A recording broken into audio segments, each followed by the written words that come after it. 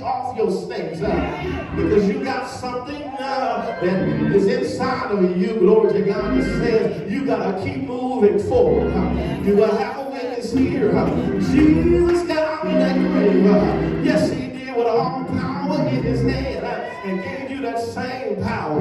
The Bible says you can do greater things than he did. Glory to God. If you're going to have what his word says you can have today, you got to shake off the snakes. Look at your neighbor and tell them, neighbor, you don't have to stay in the shape that you're in. Come on, shake off your snake.